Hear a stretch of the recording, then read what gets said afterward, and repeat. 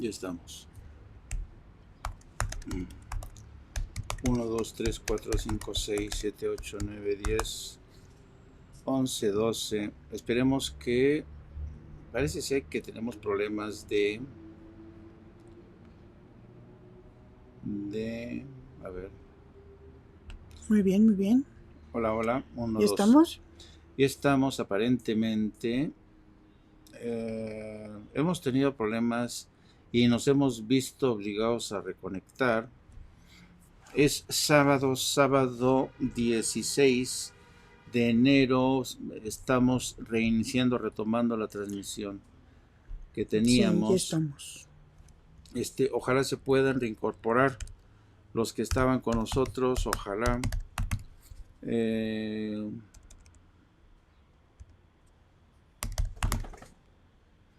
Bueno, estábamos diciendo que es cierto que el Departamento de Justicia emitió anoche un comunicado bastante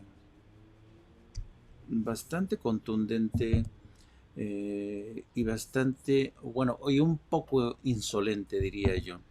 Yo creo que lo que ha ocurrido es que el Departamento de Justicia está indignado primero porque lo acusaron prácticamente de haber mandado un expediente chafa o incompleto, según se quiera ver. Pero si es incompleto, pues qué poca confianza del Departamento de Justicia. Y si es así, si ese es todo el expediente, pues qué chafa, ¿no? Ahora, va a haber, como de hecho ya ha habido, esta respuesta que yo diría de carácter corporativo de algunos periodistas. Insisto, aquí no se trata de señalar a alguien, pero es que yo creo que sí es importante tratar de serenar las cosas. Hay que serenarse. No hay que... A mí la verdad, francamente, se me hace esto incluso... Fíjense, vamos a tratar de pensarlo de esta manera. Estados Unidos detiene al general Cienfuegos y por primera vez nos enteramos los mexicanos que el exsecretario de Defensa de Enrique Peña Nieto estaba metido en el negocio del narcotráfico, ¿no? Cosa que nos sorprendió, pero no nos sorprendió del todo. Nos sorprendió primero que lo detuviera Estados Unidos y que Estados Unidos ya tuviera abierta una investigación desde el año 2013, cuando en México no tenía ningún encauzamiento, ninguna investigación. Pero, y luego cuando lo detienen, y dijimos, muchos de nosotros decíamos, bueno, pues ya va a ser lo que va a ocurrir como lo de Genaro García Luna y el Chapo. Entonces, ¿qué es lo que ocurre? Que a los malosos, como dice el presidente, a los malosos de Malolandia, como somos incapaces en México de detenerlos y procesarlos, con la única justicia que vamos a contar es con la de Estados Unidos. Entonces, fíjense bien hasta dónde hemos llegado. Y la lógica es que ya mucha gente dice es que si no los se juzgan en Estados Unidos, jamás lo van a juzgar. Y a este coro de voces suman algunos periodistas que dicen, no, pues sí. Y en un grado ya de cinismo absoluto dicen, no, es que en México somos corruptos, en México nunca se van a juzgar. Por tanto, la única justicia que van a encontrar es en Estados Unidos.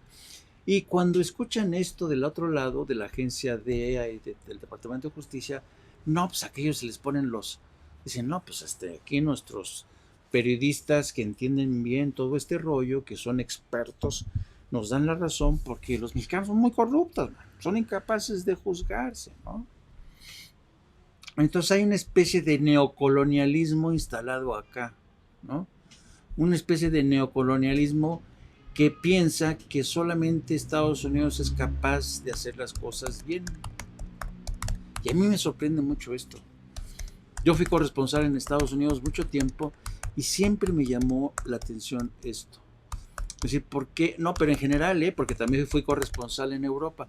Y siempre la gente decía, no, es que en Europa siempre las cosas, por ejemplo, en el ámbito de la medicina, ¿no? No, es que México es chafa, no, pinches médicos, los hospitales jodidos. Aquí en Estados Unidos son bien chingones, son bien... Pues no, la medicina en Estados Unidos es francamente de las peores. Nosotros tenemos familiares, seres queridos que vienen a México a ver al médico, que vienen a México a ver a su médico. ¿Por qué? Porque en Estados Unidos son fatales. O sea, tenemos una visión muy romántica del sistema de justicia en Estados Unidos. Por ejemplo, que cuántas veces se los he dicho, en Estados Unidos existe una ley contra el lavado de dinero. Y ahora díganme ustedes, ¿cuántos dueños de bancos, cuántos presidentes de bancos están en la cárcel en Estados Unidos por lavar dinero? No hay ninguno. Y existe ley. ¿Por qué? Porque la ley en Estados Unidos trabaja de distinta manera. Y esa ha sido, por cierto, una de las críticas que siempre ha tenido Estados Unidos hacia México, ¿no? Que México incluso está tratando de adoptar los juicios orales, ¿no? Que ahora van a ser, que han entrado en la acción, pero que México, porque ya saben, México no es oral, todo es así por papelito, por papelito.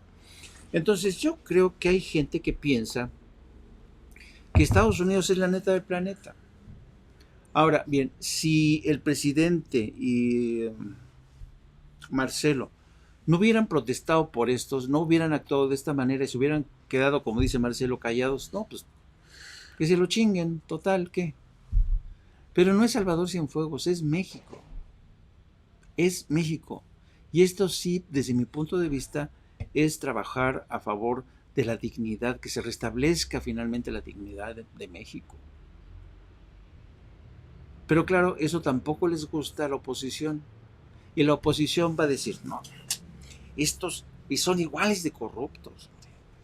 Al general no se atreve ni a juzgarlo, pues no, porque aquí no se trata de decir si el general es inocente o no. Insisto una y otra vez, yo no tengo, dice Jesús Hernández, Jaime, me gusta tu análisis, pero en esta programa se corta. ¿Hay alguna manera de ver la repetición? Sí, apúntate, suscríbete sobre todo en YouTube, no apto para cínicos, por favor suscríbanse, porque hay gente que nos sigue y nos ve, pero no se suscriben. Entonces, suscríbete, no apto para cínicos, y ahí puedes ver la repetición. Acabo de hacer un corte, ahí vas a encontrar la primera parte del programa y ya sería la segunda parte. Te mando un saludo, querido Jesús. Entonces, yo creo que lo que ha ocurrido esta semana en México hay que verlo con mucho detenimiento y sobre todo tener en cuenta no la rabia del momento, no la indignación del momento, porque sí, francamente, nos jode que primero Estados Unidos haya señalado como criminal y un aliado del narco a Salvador Cienfuegos, y ahora resulta que según esto es inocente. Es inocente y riega las flores, el general. Pues yo no me creo eso. Pero otra cosa es que Estados Unidos haya mandado un expediente de investigación que ni siquiera un abogado de oficio, así de los chafas, podría haber presentado. Entonces yo creo que hay que tener en cuenta eso. Bueno, ¿qué va a pasar en el curso de las próximas semanas? Va a haber una negociación. Y más le conviene, yo creo que Estados Unidos tiene más que perder que México en el tema de la información compartida. ¿Por qué surge este tema de Estados Unidos? ¿Por qué surge esta preocupación de Estados Unidos de tener a México como aliado? Porque eso, yo creo que, acuérdense, híjole, a veces tengo la impresión de que no me da tiempo para contar todo, decir todo, pero básicamente esto hay que verlo en su contexto general. Y miren, yo creo que es importante tener en cuenta que durante la presidencia, por ejemplo, de Felipe Calderón dobló las manitas ante las agencias de inteligencia que hacían y deshacían, se metían hasta la cocina. Les digo, pasó lo de Rápido y Furioso, pasó lo del asesinato de Jaime Zapata, y con eso Calderón autorizó, sin consultar al Congreso, que drones militares de Estados Unidos patrullaran cielos mexicanos. Y esto no se habría sabido nunca, a no ser por una periodista, Ginger Thompson, del New York Times, que fue la que reveló el contenido del acuerdo pactado en la Casa Blanca entre Barack Obama y Felipe Calderón en 2011. Esto nunca se hubiera sabido. Pero Felipe Calderón autorizó que drones militares patrullaran cielo mexicano. ¿Y qué más? Pues ya cuando llega Enrique Peña Nieto, se encuentra con que los de la DEA están hasta en la cocina, sirviéndose cafecitos, haciéndose huevitos con salchicha o machaca, y ya eran los dueños. Entonces Enrique Peña Nieto y señores, vamos a replantearnos la comunicación, el intercambio de información, como suele ocurrir cada inicio de sexenio. Entonces, ¿qué es lo que ocurre? Viene el fin de la presidencia de Donald Trump, detienen a un general que es exsecretario de Defensa. Imagínense ustedes si aquí en México se hubieran detenido a un exsecretario de Defensa de Estados Unidos. No, hombre, no se la acaban. México no se la acaba. Y es a veces lo que yo no entiendo de los mexicanos. Los mexicanos, fíjense cómo somos. Los mexicanos nos gusta decir, no, pinches gringos, son estos, son unos asesinos, han invadido Irak, Afganistán, quién sabe qué, ¿no? Pero cuando se trata de música, cuando se trata de moda, cuando vamos a Estados Unidos, ay no, vamos a Disneylandia, vamos de shopping, oye no, es que este país es perfecto, cómo me gustaría ser gringo a mí, mire el Departamento de Justicia, mire el FBI, mira la Casa Blanca, el Capitolio, que es lo máximo, ¿eh? Y uno les dice, oye, ¿sabías tú que la mayoría de los congresistas de Estados Unidos están comprados por la Asociación Nacional del Rifle, por las grandes corporaciones farmacéuticas, por los gigantes de Silicon Valley como Facebook, Google, que luego nos sabotean, por eso nos sabotean, porque nos metemos mucho con ellos. Y estamos de conspiranoicos. No es cierto. No, pero en serio, la clase política de Estados Unidos es de las más corruptas en el mundo. En verdad. Entonces a mí a veces me impresiona la forma en que los mexicanos ven Estados Unidos, algo así como...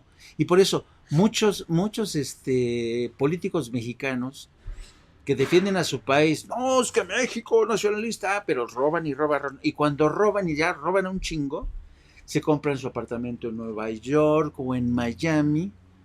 O en Miami y en Nueva York. O Miami y Nueva York. Por cierto, yo insisto, Miami es un agujero negro intelectual. O si no en... Yo no sé por qué a la gente... Si no en San Diego. Sí. Dice María Zambrano, yo no entro en ese grupo de idólatras de los gringos. Todo lo contrario, nunca he ido, ni ganas tengo. Híjole, ya, un día de esto, te voy a invitar, ¿sabes qué? ¿Cómo así vas a caer? Te voy a invitar a Disneylandia.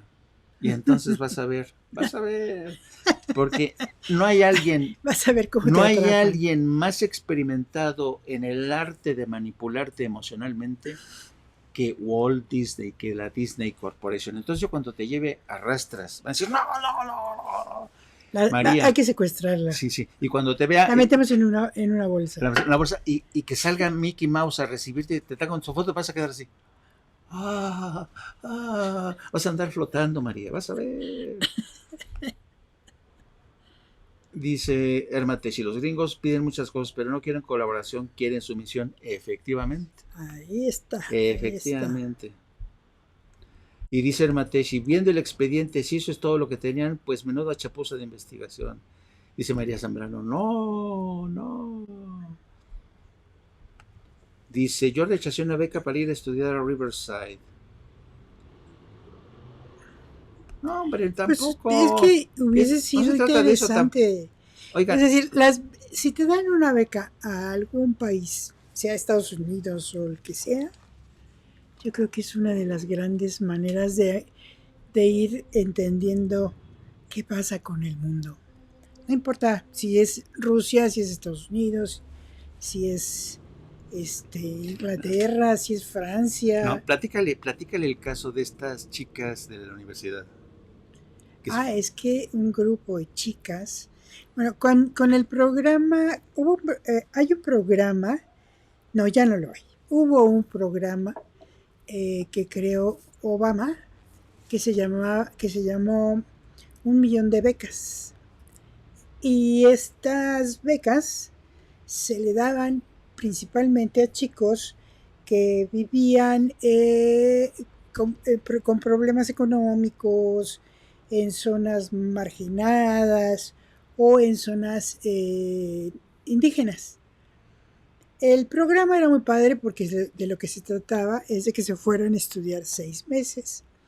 Y los primeros que se fueron de zonas indígenas. Era bastante complicado que los chicos aceptaran en la universidad irse a Estados Unidos porque tenían la idea de que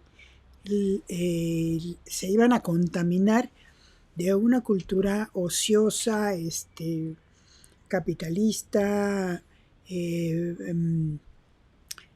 avariciosa y todo esto que tenemos en cuenta, tramposa y todo lo demás, ¿no? O sea, así como ellos nos ven, nosotros los vemos a ellos, ¿no? Con mucho Muchas veces prejuicio. con mucho prejuicio, porque es la falta del conocimiento.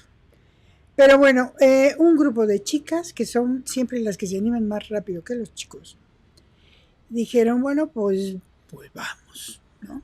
¿Qué es lo que ellos llevaban en su bagaje cultural? Pues llevaban su cultura indígena, su lengua indígena, sus tradiciones, su interés por la educación y todos estos miles de conocimientos que tienen los jóvenes que se criaron en las zonas indígenas y que además hicieron todo el esfuerzo por estudiar una carrera universitaria. Entonces, pues ya se fueron, con poco entusiasmo, pero se fueron. Estuvieron allá 6 meses. Conocieron varias universidades, no solo una. Y la idea fue que estudiaran inglés. Pero todos sabemos que para estudiar un idioma hay que conocer la cultura de ese idioma. Entonces el intercambio cultural que ellas recibieron y lo que ellas dejaron allá fue tan nutritivo, que se quedaron impresionadas porque la gente con la que entablaron esta relación académica no tenía nada que ver con lo que ellos consideraban que eran los norteamericanos. Entonces, para su sorpresa, aprendieron mucho, se divirtieron, conocieron mucha gente y se enteraron de cosas que ni siquiera tenían un buen conocimiento. Por ejemplo, una de las cosas que les llamó mucho la atención fue, por ejemplo, lo que hacían algunos pueblos de la frontera de Estados Unidos con México para ayudar a los migrantes que cruzan con los polleros, entonces vieron que hay gente que se dedica a dejarles agua, que se dedica a dejarles comida. Hay casas donde los migrantes pueden refugiarse 1 o 2 días, o sea, casas familiares donde pueden refugiarse, beber agua, ducharse, restablecerse y luego seguir el camino. Entonces se dieron cuenta de que no todos las personas son malas, son racistas y quieren perjudicar a los mexicanos o a los centroamericanos en este caso. Entonces aprendieron muchas cosas y yo creo que eso es de lo que se trata. Así como hay gente loca, como hay gente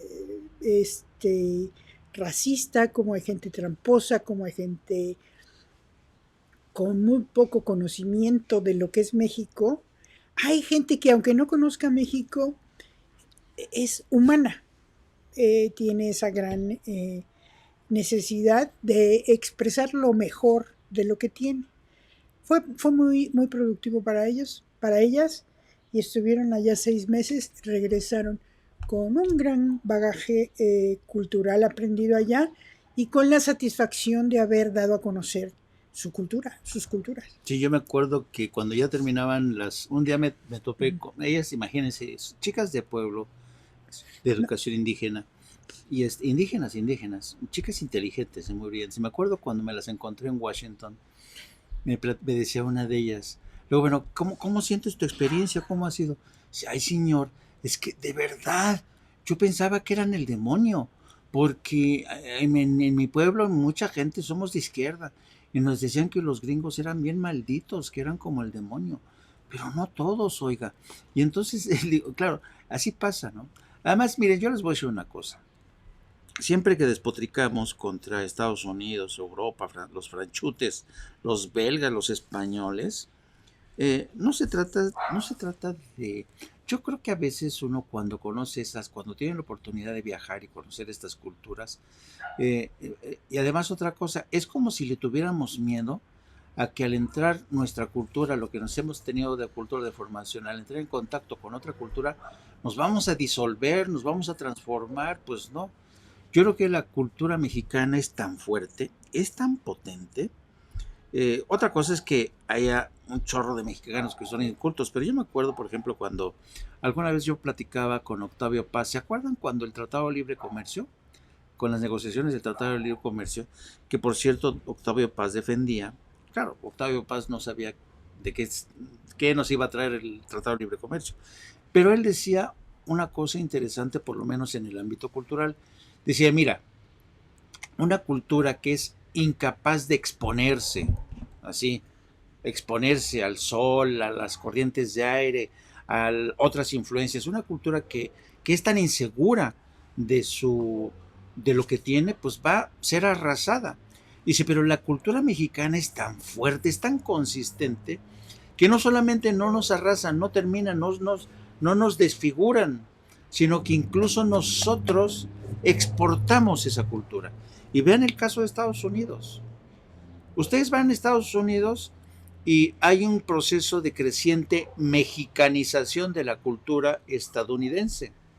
De la misma manera que en México ha habido un proceso creciente de gringonización o americanización de la cultura mexicana. Pero eso no es malo, ¿no? Dice Antonieta Carlos, hay un sinfín de americanos gringos que se enamoran de esa cultura y del mexicano y rompen la imagen de Hollywood que aquí y se quedan a vivir. Pues sí. Dice María, créeme que es un sueño Disney, al grado de que no se quiere ir uno. Estuve 4 días y no terminamos de recorrer todos los parques. Si tienen la oportunidad, quedaré encantada. Dice Lulú Bautista, yo para aprender inglés me fui a Canadá y me encantó. He visitado otros países, pero ni remotamente me interesa ir a Estados Unidos porque me da hueva irme a formar por una triste Disney. Así es que aquí el demonio está tentando a María para que se vaya a Disney. Bueno, chavos, entonces creo que ya quedó más o menos, hemos dedicado bastante tiempo al tema del Departamento de Justicia que está indignado con el presidente de México. Vamos a seguir escuchando estos días dimes y diretes, diciendo así con juicios sumarísimos, no, es que el presidente, ¿cómo es posible? Y a veces con alegatos que son bien contradictorios, ¿no? Los que decían antes, no, este es un entregado de Trump, ahora dicen, no, pero ¿cómo se le ocurre pelearse con Estados Unidos, no? Vamos a seguir asistiendo a este espectáculo del totum revolutum, va a ser sigue siendo una ceremonia de la confusión.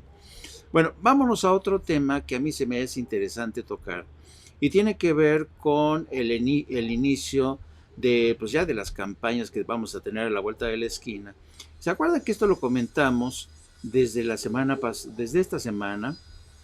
La decisión del Instituto Nacional Electoral de prohibirle al presidente López Obrador hablar de las elecciones, y esta es una nota de nuestro periódico La Jornada de nuestra compañera Andrea Becerril. Dice, el Consejo General del Instituto Nacional Electoral acordó anoche prohibir al presidente Andrés Manuel López Obrador que durante sus conferencias mañaneras aluda a los partidos políticos y en general a temas de comicios a fin de no transgredir la equidad e imparcialidad de las próximas elecciones.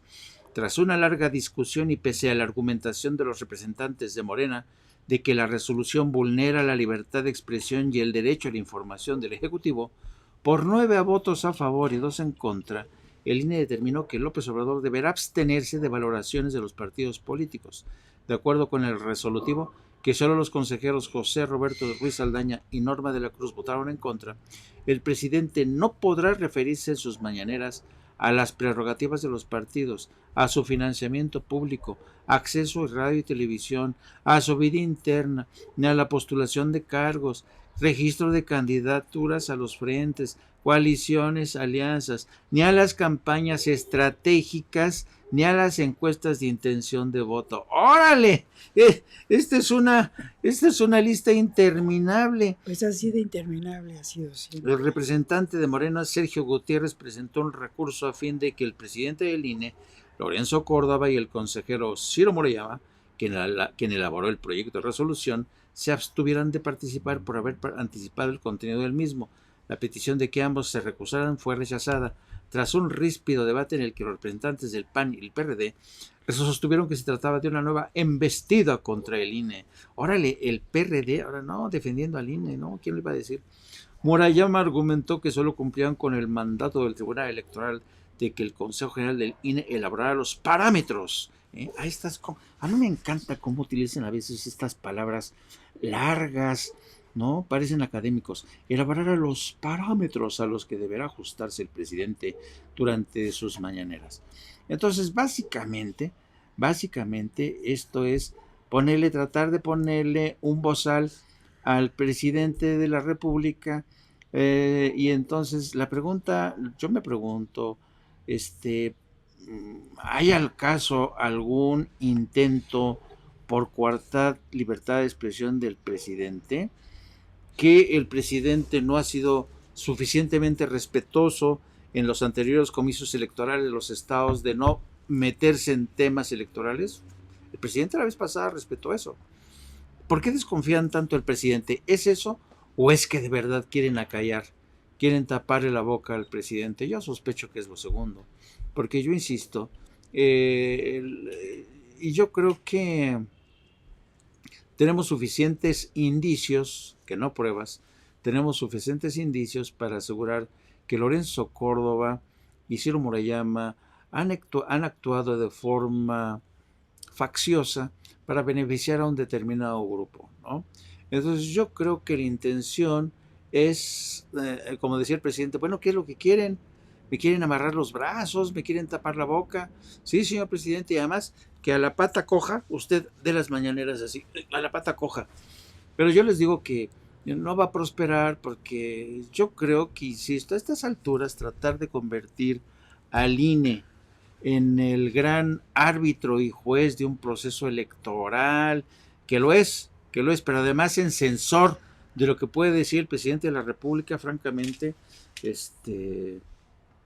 A mí no me parece eso, ¿eh? ¿no? No, yo creo que ahora queda más claro. Y de lo que se trata es eso, de ser claros. Lo claro es lo que está establecido para los funcionarios públicos y el uso de los recursos públicos durante las campañas electorales, que es todos estos lineamientos para lo que algunos llamamos veda electoral, o es el momento en que empiezan las campañas. Y queda esto muy claro. Yo no sé, es lo que yo te decía hace poco, les comentaba también, que la presidencia de la República tiene fórmulas jurídicas muy claras para discutir con el INE y salir ganando, porque se conocen las leyes del Instituto Nacional Electoral, de la FEPADE y todo esto que es un sinnúmero. Si yo les leyera el marco jurídico que hay para proteger las campañas de las comunicaciones excedidas y de la manipulación de gastos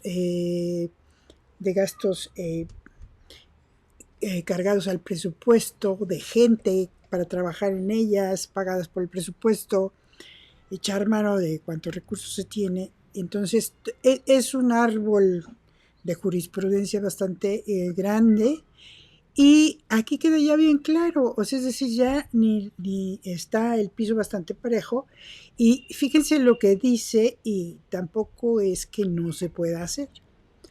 Y lo que no me gusta de lo que de lo que nos echa a caminar López Obrador es que considere que se están excediendo con él y que le trata, como dice Jaime ahorita, de poner un bozal, cosa que yo no creo, porque esto no es ni imposible y creo que no debería de evitarse porque sería echarse un paso atrás, que ha costado bastante. Otra cosa es que quien hace la ley hace la trampa, o teniendo una ley hay quien puede hacer la trampa, y entonces se manejan por debajo del agua recursos y todo lo demás, pero esa es otra cosa. En el plan transparente y en el plan jurídico y en donde se actúa con derecho, pues está muy claro. Aquí dice, no podrá referirse en sus mañaneras a las prerrogativas de los partidos. Eso queda claro. No puede decir el señor presidente cuáles son las prerrogativas de los partidos, ni el suyo, ni los no suyos, ni el que le guste más, ni el que le guste menos. Tampoco se puede referir a su financiamiento público. Creo que esto está claro. El financiamiento público es quien tiene que referirse, es el Instituto Nacional Electoral. Tampoco se puede referir al acceso a radio y televisión de todos estos partidos y cómo lo van a manejar. Tampoco puede hablar de la vida interna de los partidos, ni tampoco puede hablar de quienes están postulados a los cargos, ni de suyo, ni del otro, ni del que le parezca bien o el que parezca mal. Tampoco puede hablar del registro de candidaturas, ya sea en los frentes, a las coaliciones, en las alianzas, y tampoco se puede referir a las campañas estratégicas ni a las encuestas de intención de voto. Creo que estos puntos están bien claros y todos ellos son simplemente parte de las campañas. Gildy, es decir, nadie le está diciendo que se quede callado en cosas que no sean. Con todo ello y con todo, y que como estoy de acuerdo contigo que esto es legal, podrá uno estar en contra o a favor de ciertas medidas que están ahí contenidas, pero es legal. Pero lo que yo sí veo, y aquí estoy hablando de intencionalidad, yo sí veo la intención del INE de tratar de que López Obrador se calle, quieren así que no hable. Bueno, su deseo sería que no hablara en absoluto, que no saliera de los sótanos del Palacio Nacional. Yo sí veo esa intención.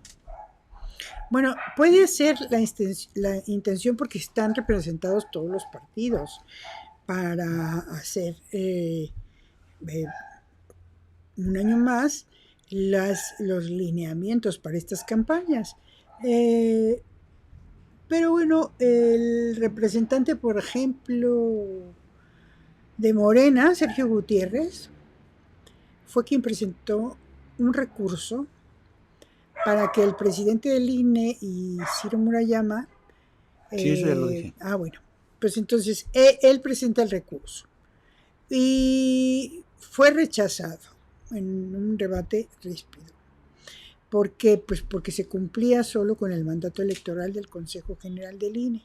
Y entonces, aquí todos, este momento es un tira y afloja, pero yo creo que tiene que preservarse los principales puntos para hacer de la contienda, sí, de las campañas, lo más equilibrado y equitativo posible.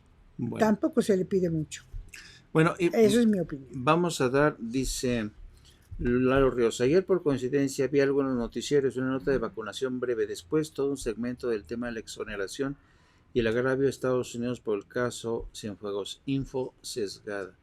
Pues sí, o sea, es que de verdad, a mí la verdad, como conociendo cómo son los medios de comunicación, cómo se manejan, o sea, yo ya conozco demasiado.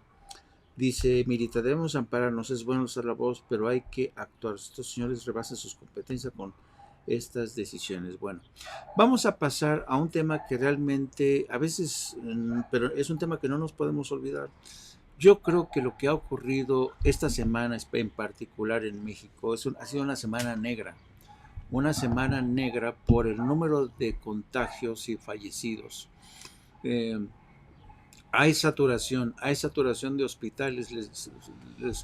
De verdad, no sé si ustedes se han percatado, pero nosotros tenemos mucho contacto con médicos que están en unidades COVID y nos hablan de la desesperación de mucha gente que no encuentra una cama. ¿Y por qué no hay más camas? Porque podría haber más camas, pero no hay especialistas. Han llegado más médicos, más enfermeras del interior de la República, y también Cuba ha mandado a más médicos. Pero el tema de los médicos cubanos, que se agradece su solidaridad de verdad, porque son chicos jóvenes, es que los médicos cubanos que están enviados, no están especializados, son médicos generales. Y muchas veces los médicos mexicanos eh, tienen que entrenarlos. Y entonces eso es bueno, que hay intercambio de conocimientos, pero son muy pocos los especialistas que ha mandado Cuba, son más bien médicos generales. Y bueno, nos cae bien en momentos en que México lo que necesita son manos aunque sean de médicos generales, pero que pueden ser dirigidos por especialistas. Pero aún así, aún con este cierre de filas entre médicos cubanos, mexicanos del interior, la situación sigue siendo insuficiente. Las cámaras, no hay camas, no hay camas de verdad. Están enviando ya a ciertos pacientes al estado de Morelos, de la Ciudad de México al estado de Morelos, porque no hay camas. Entonces es un tema muy serio, tenemos que cuidarnos muchísimo. Y y también esto, lo que dice Jerry, yo noto demasiado desabasto de tanques de oxígeno en todos lados. Dice Hermateshi, ayer murió uno de mis amigos, sus padres también están contagiados. Ni siquiera les han podido decir que su hija ha fallecido. Dice, quieren que la gente se les olvide décadas de mal gobierno. Esa es la apuesta del grupo opositor, pues sí, pero va a ser imposible que se olviden, ¿eh? Es imposible porque ese falta de visión, dice Antonieta Carlos, tenemos videos de ambulancias en varios hospitales y carpas haciendo fila para ingresar a los pacientes. Ayer estuvo grave. Sí, esa es la situación. Está la situación complicada. Y también, pues, en Brasil, no les quiero contar, en Brasil la cosa está horrible, horrible. Y todo por el idiota ese sí del presidente que desde un principio quiso negarlo todo, nunca quiso ceder, se burló de la pandemia y ahora Brasil es uno de los países con más dificultades. Miren, aquí también la escasez de oxígeno también está golpeando a Brasil. La gente que ya no se da abasto. En México son escenas muy parecidas del desabasto de tanques de oxígeno. Entonces yo creo, y además otra cosa, que en Brasil ya hay constancia de que hay esta nueva variante del virus que está acelerando el proceso de contagio. Y además otra cosa que no está avanzando en la medida de lo deseable la campaña de vacunación. En México, la verdad es que está avanzando el esfuerzo que se ha hecho en materia logística en México. Realmente es encomiable. Y van a seguir así en el curso de las próximas semanas y esperemos que en cuanto se han vacunado a las personas de mayor edad, es decir, la gente de por encima de los 60 años, pues podría decirse que ya vamos a dar un gran paso hacia adelante, ¿no? Porque decía el presidente, y lo ha dicho también Hugo López Gatell, esto pues permite que se contenga la velocidad de contagio. Así es que yo creo que esto también, y Estados Unidos, por cierto, que dentro de 4 días asume el poder Joe Biden, ya ha prometido que por lo menos se ha comprometido a vacunar a 100 millones de ciudadanos de Estados Unidos después del desastre que les ha dejado Donald Trump. Y ya hablando de la inauguración del presidente de Joe Biden el próximo el próximo miércoles, hay, es impresionante hay 20,000 soldados de la Guardia Nacional, entre soldados de la Guardia Nacional y policía metropolitana, reforzada con policía de otros estados vecinos como Virginia, y están realmente ahí esperando. Aquí tenemos a Nancy Pelosi. Nancy Pelosi ayer viernes dio a conocer que ella este lunes va a informar sobre qué es lo que sigue en cuanto al proceso de enjuiciamiento político de Donald Trump. A ver, y rápidamente les pongo en situación. ¿Qué es lo que va a ocurrir el lunes? El lunes Nancy Pelosi nos va a decir que qué va a hacer. Si va a llevar al Senado la petición para enjuiciar políticamente, es decir, transmitirles la resolución para enjuiciar políticamente a Donald Trump, o si acaso se va a esperar hasta el 20 de enero, donde cuando tengan los demócratas ya la mayoría en el control del Senado. Todo parece indicar que eso es lo que va a ocurrir, es decir, que una vez que juramente el poder Joe Biden y los demócratas ya con el control del Senado van a hacer suya, el Senado van a hacer suya la resolución para enjuiciar políticamente al presidente Donald Trump. ¿Qué es lo que puede pasar? Lo que puede pasar es que ustedes saben que en Estados Unidos, para que el proceso de enjuiciamiento político contra Donald Trump prospere, los demócratas en el Senado necesitan un mínimo de 67 votos, es decir, 2/3. Necesitan un mínimo de 67 votos para enjuiciar políticamente. Entonces saben que los demócratas tienen 50 senadores, más aparte el de la vicepresidenta serían 51, pero necesitan al menos 17 republicanos que los respalden, y hasta ahorita yo no cuento esos 17. Vamos a ver de aquí a fines de enero, febrero, si ya convencieron a ese grupo de senadores, al menos 17 o 20, porque eso les aseguraría la decisión de enjuiciar políticamente. Porque si van a la votación y fracasan por segunda vez los demócratas en el Senado, no hombre, ¿para qué les cuento?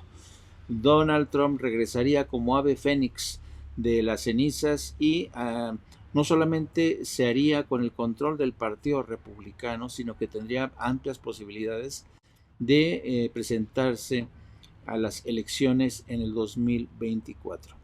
Así es que eso es lo que se espera. Por lo que toca a la ceremonia de juramentación del presidente Joe Biden, el próximo miércoles, pues imagínense, va a haber, a diferencia de otras ceremonias, va a haber, miren, aquí están los efectivos de la Guardia Nacional resguardando el Capitolio. Va a haber gente más bien poca porque hay confinamiento en la capital, y entonces van a tener que, bajo mínimos, van a ser más bien pocos los invitados ahí en las escalinatas del Capitolio.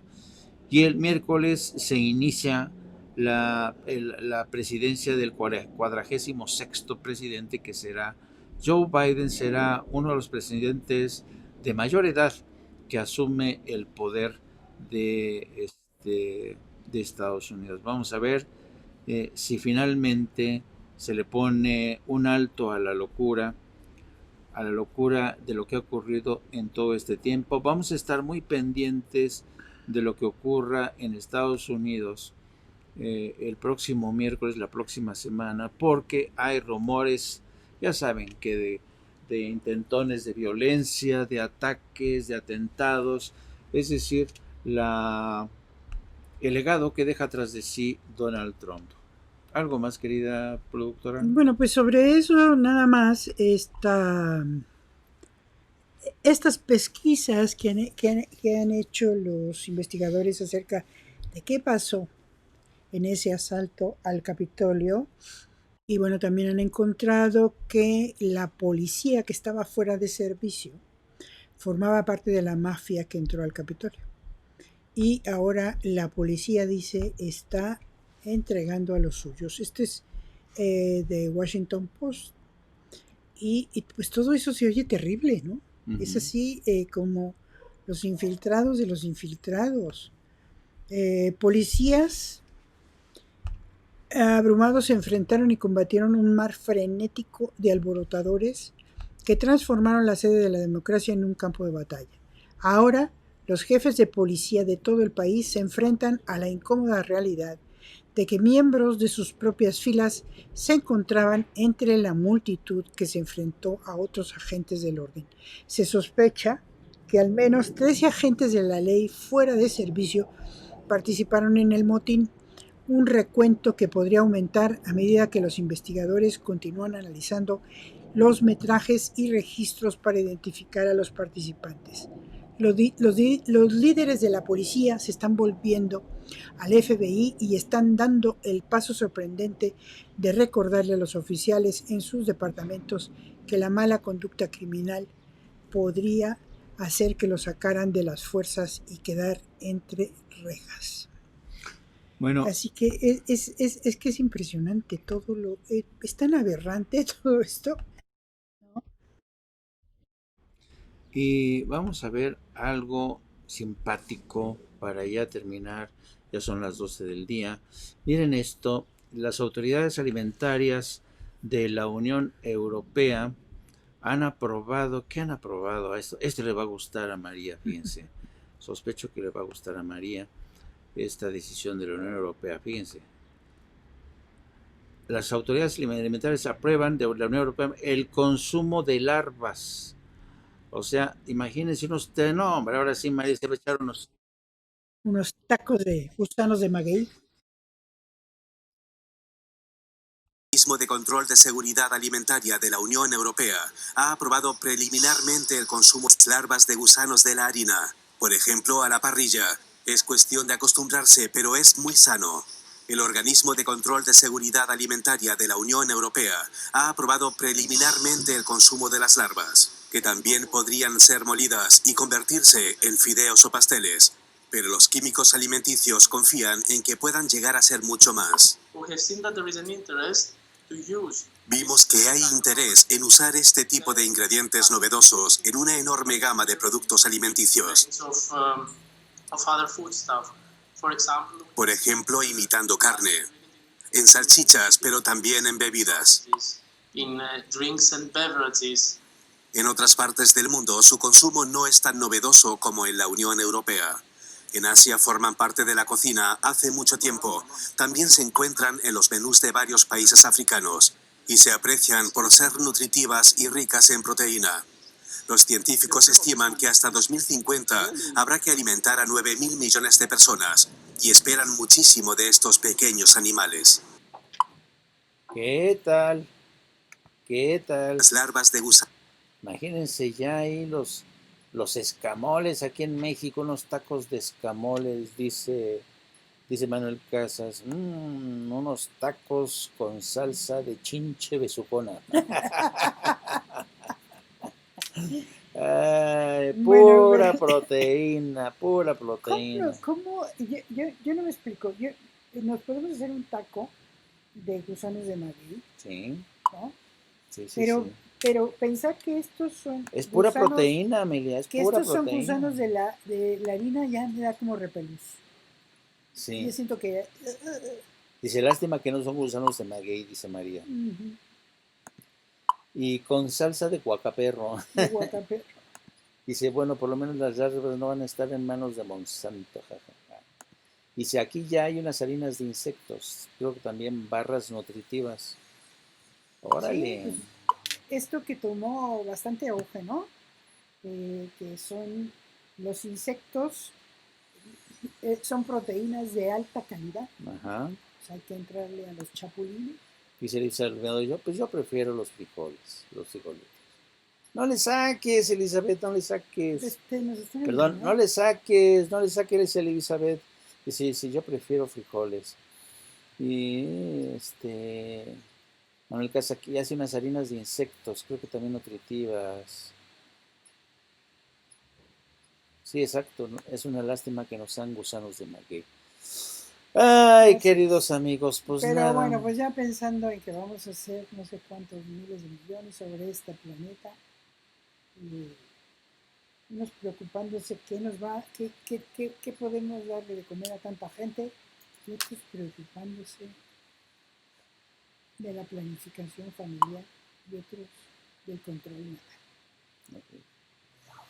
Bueno, amigos, pues, ¿Cuál va a ser la decisión pues hasta aquí, que tenemos que tomar? hasta aquí llegamos. Gracias por acompañarnos. Está de más decirles, no está de más decirles, por favor, cuídense, porque la cosa está canija. Ya no hay hospitales, ya no hay camas. Parece por ahí que andamos en no sé qué porcentaje, no sé cuál otro. Yo la verdad es que las gráficas que está poniendo López Gatell ya no son para tener claro el panorama en un vistazo, sino que hay que hacer sumas, restas, divisiones, multiplicaciones para llegar a cómo se está comportando la cosa. Pero lo que sí pasa aquí en la Ciudad de México, no sé en otros estados, pero esta Ciudad de México que conocemos y que estamos viendo cómo acaba en el hospital en muchísimos de los casos, pues lo que nos recomienda es seguir dentro de casa lo que podamos. Y si salimos, pues protegemos mucho. No, el virus no se ha ido. La vacuna va a tardar en estar disponible para todos, o sea que tenemos que ir poco a poco, sin desesperarnos, pero sin contagiarnos. Así que ya lo saben, si alguien se pone muy enfermo en su familia en la Ciudad de México a estas alturas, lo más seguro es que vaya a tener que ir a Morelos, al estado de Morelos, porque los estados que están más cercanos al Estado de México, pues ya también están recibiendo mucha gente del Estado de México que ya no tiene lugar en los hospitales ni del Estado de México ni de la Ciudad de México. Cuídense mucho, está la cosa terrible allá afuera. Bueno, ya saben que mañana descansamos. Dice Amelia Saracildi, después de vacunarnos se toma tiempo para que tenga efecto. Eso también, o sea, con la vacuna Pfizer, que es la que está ahora mismo, son 10 días antes de que empiece a funcionar nuestro sistema inmunológico con esa vacuna. Tenemos un espacio de 10 días para contagiarnos y para contagiar a gente en caso de que eso suceda. Así de que hay que estar con mucha precaución en la primera toma. Y en la segunda se necesitan otros 10, 11 días para que también el espectro de inmunización llegue al 94%. Por eso son 2 tomas, pero entre la primera y el último día, para que haga efecto la segunda, pues son 21 días. Así que tómenselo con calma, cuídense aunque lleguen a vacunarse, no estamos exentos de contagiarnos en los días previos a la que la vacuna empiece a hacer el efecto deseado. Bueno, amigos, pues es todo por hoy. Muchas gracias por acompañarnos en nuestra tertulia. Nos vemos el lunes a las 14 horas, tiempo central de México. Pórtense bien, cuídense mucho y ¿Por qué se van a portar bien? No, tienen que portar bien. Pórtense bien de cuidarse por la calle, de no contagiarse. Bueno. ¿No? Nos vemos el lunes.